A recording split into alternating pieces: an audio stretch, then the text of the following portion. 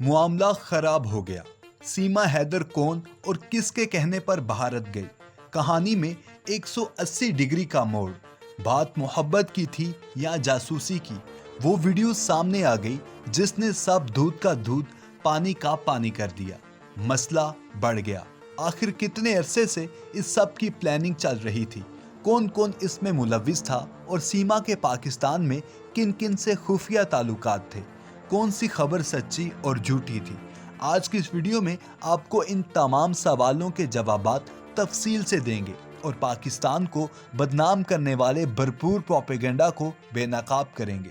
دوستو، سیما حیدر کے بھارت جاتے ہی ہر طرف ایک واویلا مچ گیا، جس میں پاکستانیوں نے اسے واپس لانے کا کہا اور بھارتیوں میں سے کچھ نے اسے خوش آمدید کہا اور کچھ نے اس پر تنقید کی۔ لیکن اس سب کے باوجود معاملہ جتنا سادہ لگ رہا تھا اتنا تھا نہیں۔ سیما خود تو بھارت چلے گئی اور کسی مشن پر گئی یا اس کو کس نے بھیجا اور بلایا، اس پر آگے چل کر بات کرتے ہیں۔ لیکن آپ کو یہ بتاتے چلیں کہ سیما نے بھارت بیٹھ کر وہ کام کر ڈالا ہے جس کے بارے میں بالکل بھی گمان نہیں کیا گیا تھا۔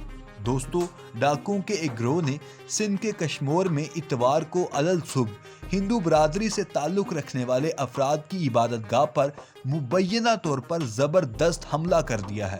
حملاوروں نے گھوس پور تھانے کی حدود میں ایک عبادت گاہ اور اس سے ملحقہ کمیونٹی سے تعلق رکھنے والے گھروں کو نشانہ بنایا۔ انہوں نے اندھا دھند نشانہ بنایا، جس کے بعد کشمور کنکوٹ کے ایس ایس پی عرفان سمو کی قیادت میں پولیس یونٹ جائے وقوع پر پہنچ گئی۔ پولیس اہلکار نے بتایا کہ ڈاکو نے عبادت گاہ کو نشانہ بنایا جو اس دوران بند تھا۔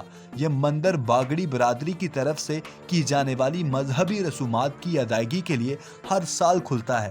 انہوں نے کہا کہ اس کے بعد ملزمان موقع سے فرار ہو گئے، جبکہ پولیس علاقے میں سرچ آپریشن کر رہی ہے۔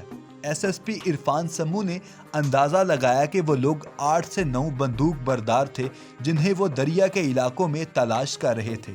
دریاسنا باگڑی برادری کے ایک رکن ڈاکٹر سریش نے کہا کہ ڈاکوؤں کی طرف سے آئے ہوئے ہتھیار پھٹنے میں ناکام رہے، جس کے نتیجے میں کوئی جانی نقصان نہیں ہوا۔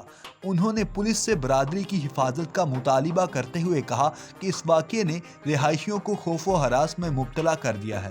علاوہ ازیں human rights commission of Pakistan نے کہا ہے کہ وہ سندھ کے اضلاع کشمور اور گھوٹکی میں امن و امان کی بگڑتی ہوئی رپورٹس کے حوالے سے پریشان ہیں، جہاں خواتین اور بچوں سمیت ہندو برادری کے تقریباً 30 افراد کو منظم گروہوں نے یرغمال بنا رکھا ہوا ہے۔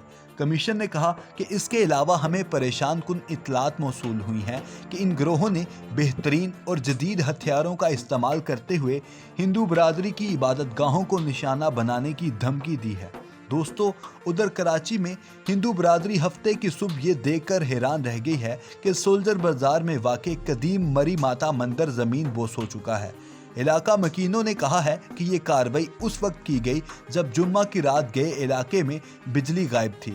اسی وقت کھدائی کرنے والی مشینیں اور ایک بلڈوزر اس کام کے لیے پہنچ گئے، جنہوں نے بیرونی دیواروں اور مندر کے مرکزی دروازے کو برقرار رکھتے ہوئے اندر کے تمام ڈھانچے کو مسمار کر دیا۔ رہائشیوں نے یہ بھی بتایا کہ انہوں نے اس کام میں شامل افراد کو تحفظ فراہم کرنے کے لیے وہاں ایک پولیس موبائل بھی دیکھی۔ ان کا کہنا تھا کہ مری ماتا کا مندر مکھی چوہترم روڈ پر واقع ہے، جو سولجر بازار پولیس اسٹیشن کے بالکل قریب ہے۔ شری پنچ مکھی ہنومان مندر کے شری رام ناتھ مشرا مہاراج نے بتایا کہ یہ ایک بہت پرانا مندر ہے جس کے قریب ہی ایک اور قدیم مندر ہے۔ انہوں نے کہا کہ کہا جاتا ہے کہ یہ 150 سال پہلے بنایا گیا تھا۔ ہم نے اس کے صحن میں دفن پرانے خزانوں کے بارے میں بھی کہانیاں سنی ہیں۔ یہ تقریباً 400 سے 500 مربع گز پر محیط ہے اور کچھ عرصے سے زمین پر قبضہ کرنے والوں کی اس پر نظر ہونے کی باتیں بھی زیر گردش تھیں۔ انہوں نے بتایا کہ مندر کراچی کے مدارسی ہندو برادری کے زیر انتظام تھا اور چونکہ یہ کہا جا رہا تھا کہ یہ ایک بہت پرانا اور خطرناک ڈھانچہ ہے جو کسی بھی دن گر سکتا ہے، اس لیے انتظامیہ نے کافی دباؤ کے بعد ہچکچاتے ہوئے لیکن عارضی طور پر اپنی بیشتر مورتیوں کو تعزین و آرائش کا کام ہونے تک کے لیے ایک چھوٹے سے کمرے میں منتقل کر دیا تھا، لیکن گزشتہ رات ماڑی ماتا مندر کو مسمار کر دیا گیا۔ دریاسنا مدارسی ہندو برادری کے ایک رکن نے کہا کہ انہیں 2 افراد یعنی عمران ہاشمی اور ریکھا عرف نگین بائی کی جانب سے یہ جگہ خالی کرنے پر مجبور کیا جا رہا تھا۔ اس کے علاوہ یہ بھی بات سنی گئی کہ مندر کے دونوں افراد نے 7 کروڑ روپے میں کسی دوسری پارٹی کو بیچ دیا تھا اور خریدار وہاں کمرشل عمارت بنانا چاہتے ہیں۔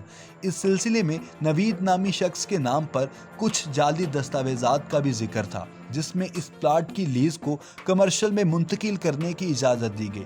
کمیونٹی نے پاکستان ہندو کونسل، وزیر اعلیٰ سید مراد علی شاہ اور سندھ پولیس کے انسپکٹر جنرل سے نوٹس لینے اور معاملے کو فوری طور پر دیکھنے کی اپیل کی ہے۔